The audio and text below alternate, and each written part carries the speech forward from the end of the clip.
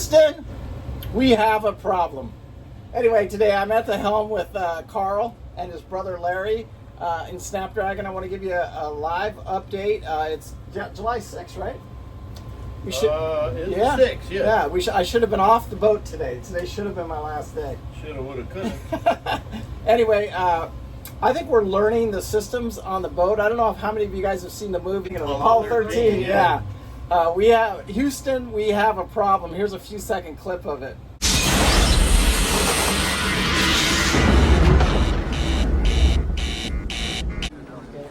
This is Houston.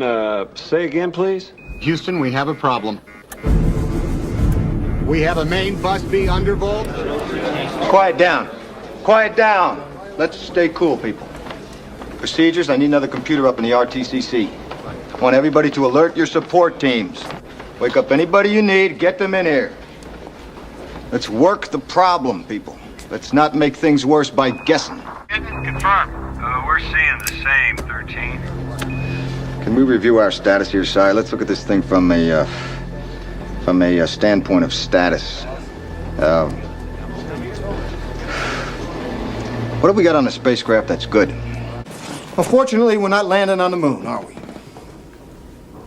I don't care what anything was designed to do. I care about what it can do. Anyway, we when we got through Norfolk, actually, we found it out. We've had a few issues. We had the harmonic balancer. You guys have saw that. Anybody following us? And then we had a raw water pump that was leaking. So we fixed that. We fixed that at Atlantic Yacht Basin. But we also found out that we have an electrical issue. And basically, the boat is dying slowly, and we didn't know that at the time, but now we know that, and we know how to manage it. And we fixed it. Yeah. Being on a holiday weekend, we had to think outside the box, and thanks to some YouTube subscribers, Roy, thank you so much. He came in to the aid, made a couple phone calls to him, to Steve, to a couple of you guys out there, and we came up with a solution, and it was to get on Facebook Marketplace, and we found a battery charger from a golf cart battery charger, and we were able to charge our 32 volt system. So everything else in the boat's working flawlessly, like the 240 volt system, the 12 volt system, and the 110 volt system. Everything's working in the boat really, really good, except the 32 volt. We didn't have anything that was charging our 32 volt, and so then we ended up buying new batteries. And but we're still running off the old batteries, which are fairly new. They're only a couple. Running off of 4 of the old batteries. Yeah, 4 of the old batteries right now, and I think we have 16 of the new batteries in spare. And in spare and ready to hook up if we needed them. So basically, we're just like that spacecraft out in space, except now we have a way to create power, and we're probably going to be okay with our 4 batteries. And then when we get back, then we'll get the new charger installed and the new batteries installed properly. But for now, we're going to run off these old batteries because we're using probably a pretty crude battery charger, if I had to say so. But it's working great. But what about today's crisis? Oh yeah. Oh yeah. Today we wake up, and so let me show you how we have to monitor the system, though. Because I'll go down in the engine room. Why don't you follow me down there, Larry? And we'll walk down there, and I'll show you guys what I got to do, because we got to manually monitor the system, and when we reach 38.4 volts, we just shut it off.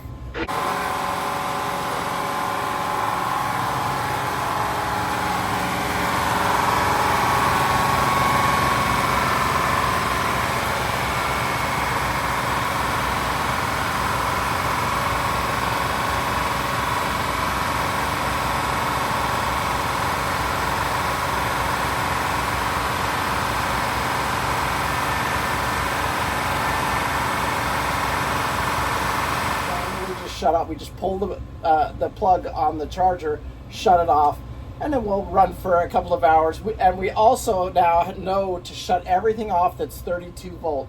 Everything. We don't run anything unless we need it that's 32 volt, because we have to run our stabilizers on 32 volts, but it's just the brain box, so it doesn't take up much. How many amps did we figure out it takes? 7.5. 7.5 amps. We make. So that's when the fuse blows, isn't it? And we make about 25 amps with the charger that we have, so that we have some spare power that we can use. But before we were just literally bleeding the ship dry, just like they Captain, were. where I am over here is 16 and 15 foot. All right. Yeah, he's calling out the depths. Anyway, so we're basically just bleeding the ship dry, and now we know how to manage it and make power at the same time. So that's what we're doing. Anyway, to this morning we get up. And yesterday I made a comment to the boys. This is the first time in 10 days they were not spending the afternoon in the engine room. Like, we just stopped. They took a break. They got their dinner. Everything was very, very just like a normal boating day. Yeah, and I made the comment saying, "Hey, you guys know you haven't done anything yet today," and we all laughed about it. But it is what it is. So it's getting better and better. But this morning we get up and somebody went to turn on the fresh water, and we don't have any fresh water. And we're going, "What the heck is going on here?" Anyway, the fresh water pump blew. The hose blew off the end of the water pump pressure, and the forward bilge yeah, alarm come on. We're like, oh, that's where that's another 32 volt system, and we thank God we had it on, because we do run the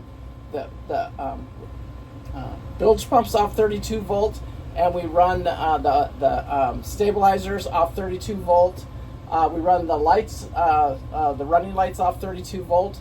But that system was on. The bilge pump came on. We put 2 and 2 together. Carl made a phone call to the old owner. We found out that the pump's up there. We go down there, and sure enough, man, we're shooting all our fresh water into the bilge. That's why we don't have any fresh water, or that's why nobody could use the fresh water. We still had water. It was going to the bilge, not to the sink. Sink, right. So then we had to stop. We didn't stop. We kept going. We made this repair underway. I got to hang down there. Yeah, and do that. I got a video of that, Larry.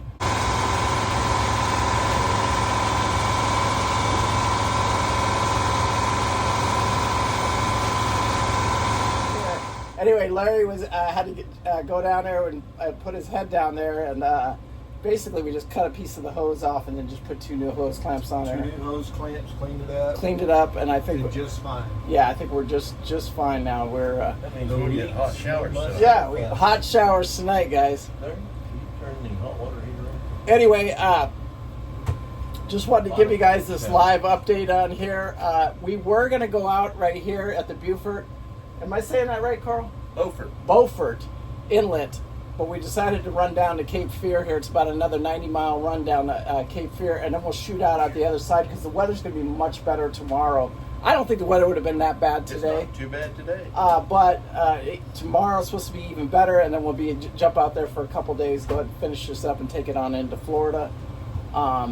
But anyway, this is just our update on July 6th. I will do an update hopefully tomorrow morning before we leave Cape Fear. Just trying to see how close they can get. Yeah, the traffic out here is intense, man. Just intense. There's boats are like flies. And the mosquitoes are like mosquitoes. Yeah. Anyway, guys, peace out. Make sure you hit that like and subscribe. And make sure you're following this live. It's for you patrons. You guys are getting to see some stuff after that nobody else gets to see. Anyway, I appreciate it. Thank you, guys. Peace out. Bye.